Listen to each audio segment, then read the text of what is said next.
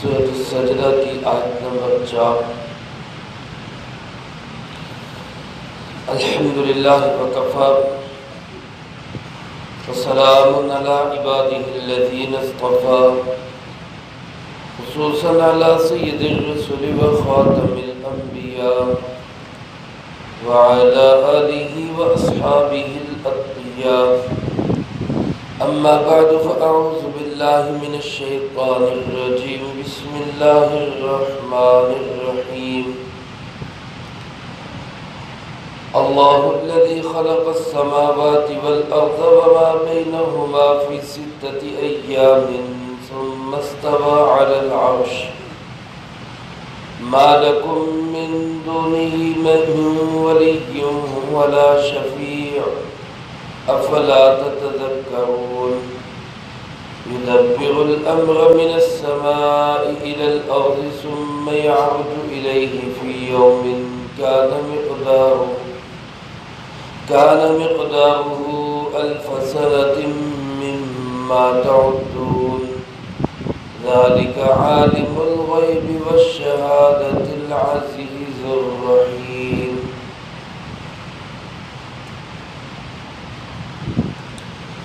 اللہ الذی خلق السماوات والارض وما بینہما، اللہ وہ ذات ہے کہ جس نے پیدا کیا آسمانوں کو اور زمین کو اور جو کچھ ان کے درمیان ہے سب کو، فی ستۃ ایام 6 دنوں میں، ثم استوى علی العرش پھر وہ مستوی ہو گیا عرش پر، ما لکم من دونہ من ولی ولا شفیع، نہیں ہے تمہارے لیے اس کے سوا نہ کوئی حمایتی اور نہ ہی کوئی سفارشی۔ افلا تتذکرون، کیوں نہیں تم نصیحت حاصل کرتے۔ یدبر الامر من السماء الی الارض، وہی تدبیر کرتا ہے تمام امور کی آسمان سے زمین تک، ثم یعرج الیہ پھر چڑھتے ہیں اسی کی طرف اعمال، فی یوم ایک ایسے دن میں، کان مقدارہ 1000 سنۃ مما تعدون کہ اس کی مقدار 1000 سال کے برابر ہے تمہاری گنتی میں۔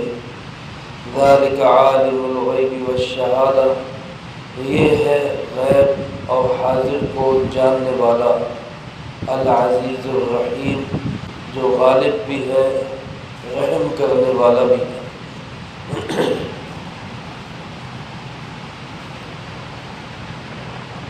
اس صورت مبارکہ کا مرکزی موضوع اور مضمون بھی عقیدہ توحید ہے، جیسا کہ اس سے پہلی صورت لقمان کے اندر اللہ رب العالمین نے اپنی توحید کا خاص طور پہ بیان فرمایا اور شرک کی مذمت بیان کی گئی۔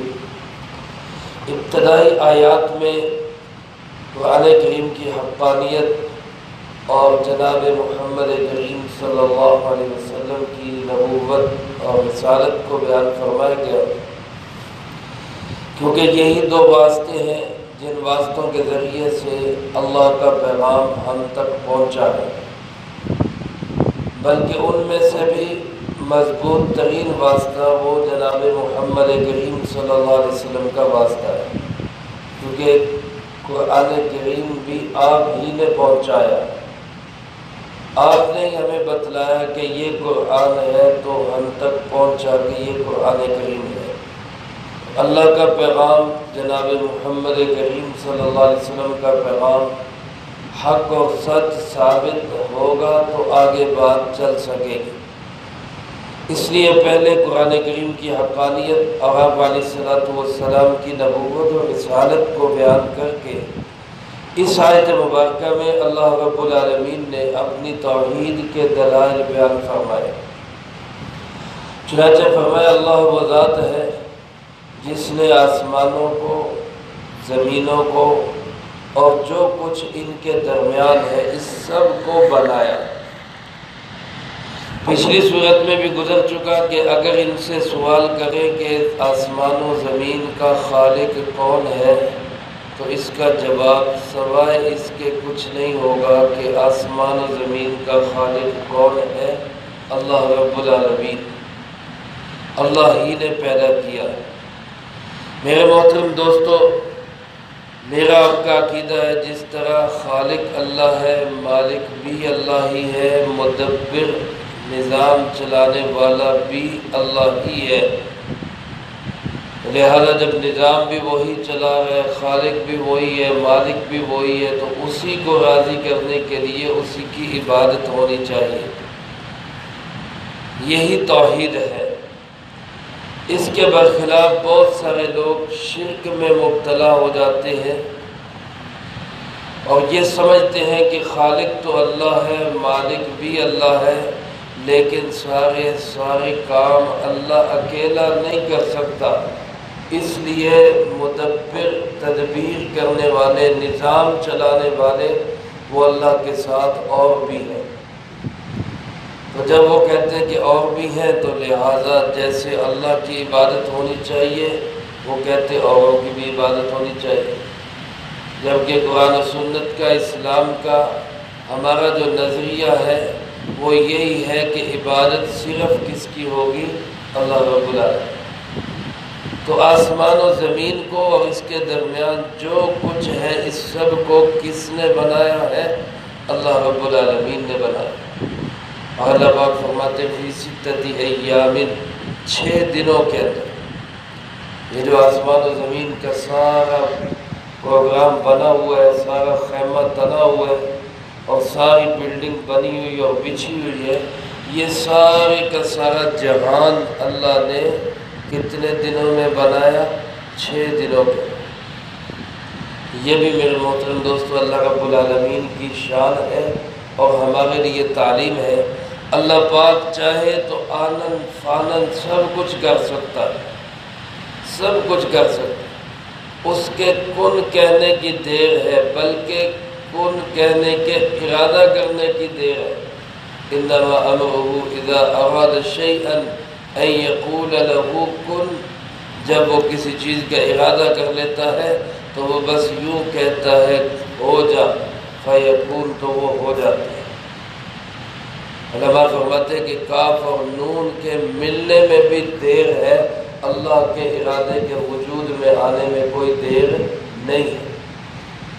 لیکن یہاں اللہ پاک جو آسمان و زمین کو آنن فانن بنا سکتا تھا، یک لحظہ اور یک لمحہ میں بنا سکتا تھا، آگ جھپکنے کی مقدار میں آسمان و زمین بن چکے ہوتے، اسی اللہ رب العالمین نے یہ سارا نظام کتنے دنوں میں بنایا؟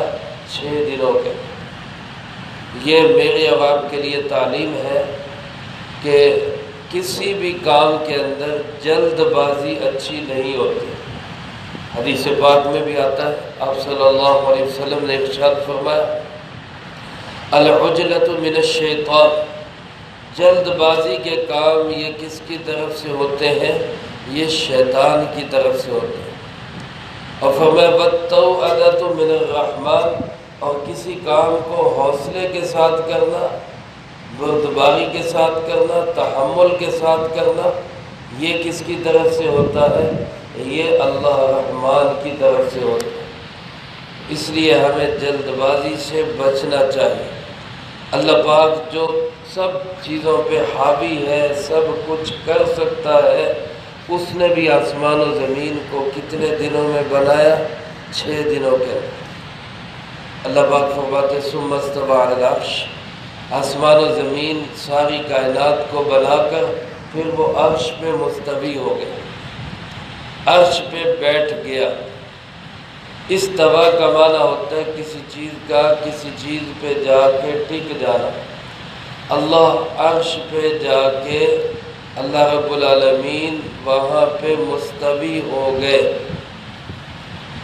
عرش ایسے ہے جیسے بادشاہ کا تخت ہوتا ہے، سمجھنے کے لیے عرض کر رہا ہوں۔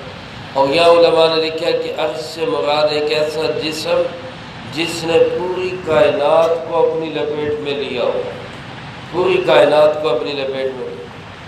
اللہ عرش پہ مستوی ہو گئے، اس کا مطلب یہ نہیں کہ عرش نے اللہ کو اٹھایا ہوا ہے، کیونکہ اللہ تو جسمیت اور جسمانیت سے پاک ہے۔ اللہ رب العالمین تو ایسے کسی وجود سے کہ وہ جسم ہو یا وہ کسی چیز کے اندر سما جائے، اللہ اس سے پاک ہے۔ کوئی چیز ایسی نہیں جس پہ اللہ رب العالمین، جو اللہ رب العالمین پہ حاوی ہو سکے، ایسی کوئی چیز نہیں۔ تو اس کا مطلب کیا ہے؟ امام مالک رحمۃ اللہ علیہ سے کسی نے یہ سوال کیا کہ حضرت یہ استوا کیا چیز ہے؟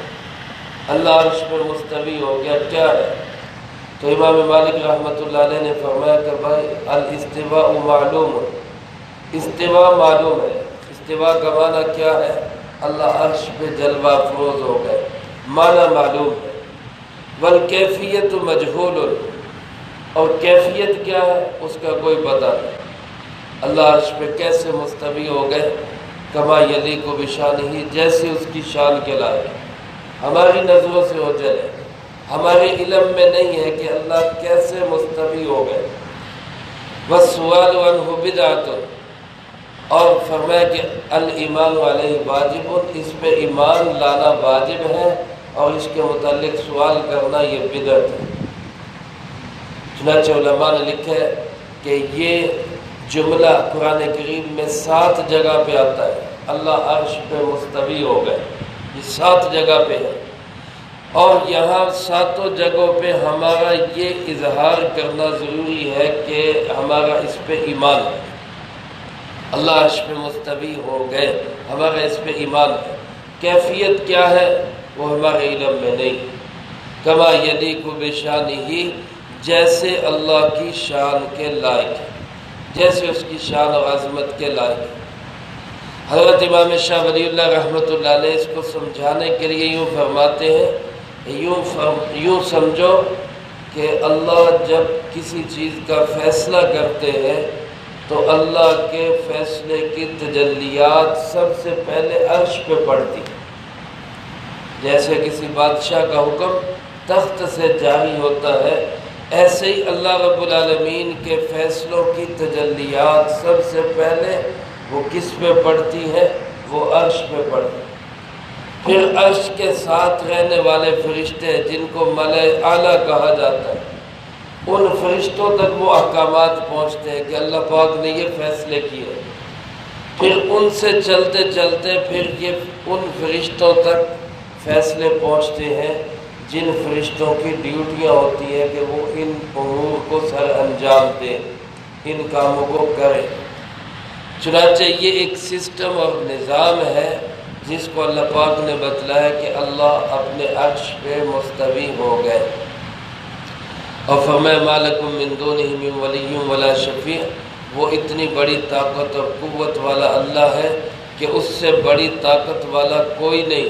لہذا اے انسانوں یہ ذہن میں رکھو، تمہارا کوئی مددگار اور کوئی سفارشی نہیں ہوگا، اللہ کے سوا کوئی مددگار نہیں، اللہ کے سوا تمہارا کوئی حمایتی اور سفارشی وہ نہیں ہو۔ میرے محترم دوستو، جو انسان دنیا سے حالت کفر میں چلا گیا، خدا نخواستہ اللہ ہم سب کی حفاظت فرمائے اور اللہ ہمیں ایمان پہ موت نصیب فرمائے۔ خدا نخواستہ جو انسان کفر کی حالت میں دنیا سے چلا گیا، اس کے لیے کوئی حمایتی نہیں ہوگا، کوئی سفارشی نہیں ہوگا، کسی کو اس کی سفارش کی اجازت نہیں ہوگی۔ ہاں، حالت ایمان میں دنیا سے جانے پر اللہ پاک نبیوں کو بھی سفارش کا موقع دیں گے، صحابہ کو بھی سفارش کا موقع دیں گے، شہداء کو بھی سفارش کا موقع دیں گے، حاجیوں کو بھی سفارش کا موقع دیں گے، حفاظ کو بھی سفارش کا موقع دیں گے، حتیٰ کہ عام نیک آدمی بھی اپنی اولاد کے حق میں یا اولاد ماں باپ کے حق میں سفارش کر سکے گا، لیکن یہ ایمان کی بدولت ہوگا۔ اگر ایمان دل کے اندر نہیں ہے تو پھر کوئی کسی کی سفارش نہیں کر سکتا، اور سفارش نہیں ہو سکتی تو مدد کہاں ہو سکے؟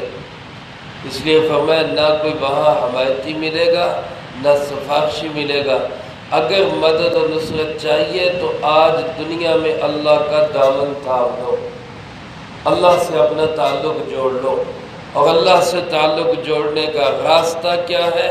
وہ راستہ پیارے آقا جناب محمد کریم خاتم النبیین صلی اللہ علیہ وسلم۔ اللہ پاک ہمارے ضمیروں کو جھنجھوڑتے ہوئے فرماتے ہیں افلا تتذکرون، کیوں تم نصیحت حاصل نہیں کرتے؟ کیا ہو گیا تمہیں؟ رکاوٹ کیا ہے؟ جب تم جانتے بھی ہو کہ اللہ کے مقابلے میں کوئی حمایتی و مددگار نہیں ہو سکتا، کوئی سفارشی جبری سفارش والا وہ کامیاب نہیں ہو سکتا، تو پھر کیوں نہیں اس اللہ سے تعلق بناتے؟ دنیا میں ہر انسان یہ دیکھتا ہے کہ بڑے سے بڑے شخص کے ساتھ تعلق بناؤ، کل کو کام آئے گا۔ تو جب انسان یہ سمجھتا ہے کہ سب بڑوں سے بڑے بھی چھوٹے ہیں اور سب سے بڑا کون ہے؟ اللہ ہے، تو پھر کیوں نہیں اللہ سے تعلق بناتا؟ اللہ پاک ارشاد فرماتے ہیں یدبر الامر من السماء الی الارض، وہی اللہ سارے امور کی تدبیر کرتا ہے آسمان سے زمین تک۔ میرے محترم دوستو، یہ عقیدہ اور سوچ بھی غلط ہے کہ اللہ پاک کو کام کرنے کے لیے فرشتوں کی ضرورت ہے یا کرندوں کی ضرورت ہے یا کوئی مشیر اور اس کے وہ افسر اور وزیر ہے۔ فرمایا نہیں، وہ اکیلا ہی سارے امور کو سر انجام دیتا ہے، اکیلا ہی آسمان و زمین کے تمام کاموں کی تدبیر کرنے والا وہ اللہ رب العالمین ہے۔ ثم یعرج الیہ، فرمایا جب وہ سارے امور کو سر انجام دیتا ہے تو پھر یہی امور مکمل ہونے کے بعد اسی کی طرف چڑھتے ہیں اس دن میں جس دن کی مقدار 1000 سال کے برابر۔ قیامت کا دن ایک دن 1000 سال کے برابر۔ 1000 سال کے برابر دن کیسے ہوگا؟ اس کی توجیحات علماء نے مختلف کی ہیں۔ بعض حضرات تو یہ فرماتے ہیں کہ جس طرح یہاں قرآن کریم میں ایک دن کی مقدار آئی ہے 1000 سال کے برابر، اسی طرح سورۃ معارج میں اللہ رب العالمین نے دن کی مقدار بتائی ہے 50,000 سال کے برابر۔ کان مقدارہ 50,000 سنہ، اس دن کی مقدار 50,000 سال کے برابر۔ اب ایک جگہ قرآن کریم میں 50,000 سال فرمایا، دوسری جگہ 1000 فرمایا، تو مفسرین کرام رحمہم اللہ فرماتے ہیں کہ اس آیت کو اور اس اختلاف کو بھی اللہ کے سپرد چھوڑ دینا چاہیے۔ ہمیں اس کی تفتیش اور کھود کھرید میں لگنے کی ضرورت نہیں کہ جی 50 کا کیوں کہا، 1000 کا کیوں کہا۔ یہ اللہ جانے کتنا لمبا وقت ہوگا، وہ ہم اس کا اندازہ نہیں کر سکتے۔ بعض مفسرین کرام رحمہم اللہ نے فرمایا کہ جیسے دنیا کے اندر مصیبت کے لمحات بڑے طویل لگتے ہیں، خوشی کے لمحات فٹافٹ گزر جاتے ہیں، اور جو مصیبت کے لمحات ہوتے ہیں وہ بڑے لمبے لگتے ہیں کہ یار رات کٹ ہی نہیں رہی۔ کبھی کسی انسان کو رات کے وقت تکلیف ہو جائے، سر میں درد ہو جائے، داڑھ میں درد ہو جائے، پیٹ میں درد ہو جائے، تو اسے لگتا ہے جیسے رات ہی نہیں ختم ہو گئی، رات ہی لمبی ہو گئی۔ اور جو انسان خوشی میں ہو اسے لگتا ہے کہ رات بڑی چھوٹی ہے، یہ ایسے ختم بھی ہو گئی رات۔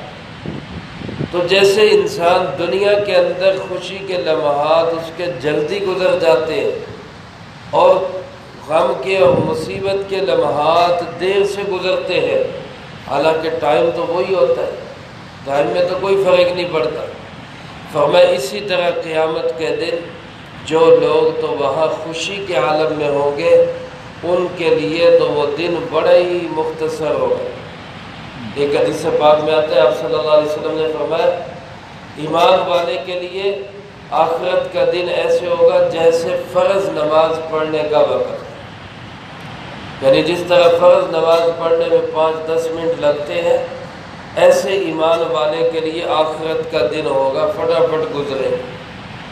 لیکن جو انسان مجرم ہوگا، اللہ کو ناراض کر کے گیا ہوگا، جو انسان گناہ گار ہوگا، بے ایمانی کی حالت میں دنیا سے گیا ہوگا، تو اپنے اپنے جرم کے لحاظ سے اور سختی کے لحاظ سے، مصیبت کے لحاظ سے کسی کو وہ دن ایسے لگے گا جیسے 1000 سال کا ہے، اور کسی کو وہ دن ایسے لگے گا جیسے 50,000 سال کا۔ اور بعض علماء فرماتے کہ قیامت کا پہلا دن وہ 50,000 سال کے برابر ہوگا، اور اس کے بعد والے دن جتنے ہوں گے وہ 1000 سال کے برابر ہوں گے۔ تو بہرحال یہ تفاسیر مختلف ہیں، کیونکہ قرآن کریم کے اندر ایک جگہ فرمایا آخرت کا دن 50,000 سال کے برابر، اور یہاں فرمایا اس دن کی مقدار 1000 سال کے برابر۔ بعض علماء فرماتے ہیں اس کی تفسیر یوں ہے، یہ قیامت کی بات نہیں، یہ دنیا کی بات ہے، کہ اللہ پاک جب کسی معاملے کا فیصلہ کرتے ہیں، وہ معاملات نافذ ہوتے ہیں، فرشتے اس کے متعلق دنیا کے اندر کام سر انجام دیتے ہیں، تو وہ معاملات عمومی طور پر 1000 سال تک چلتے ہیں دنیا کی گنتی کے اعتبار سے۔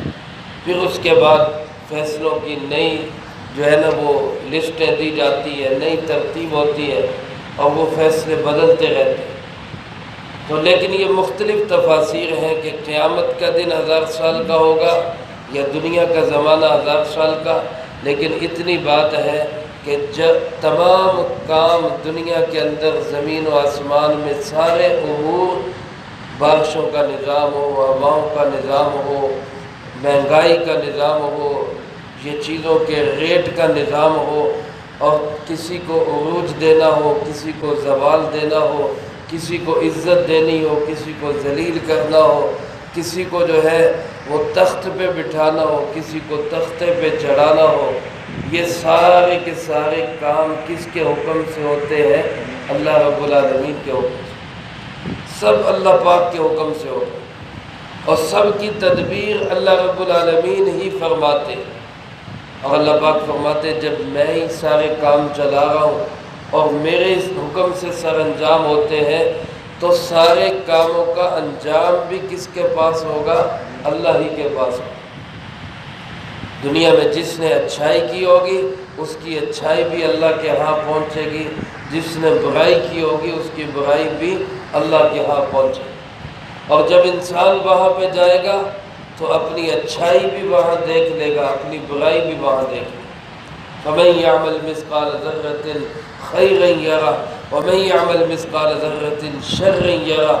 ایک ذرے کے برابر کسی نے اچھا کام کیا ہوگا وہ بھی وہاں پہ ملے گا، ایک ذرے کے برابر کسی نے غلط کام کیا ہوگا وہاں وہ بھی ملے گا۔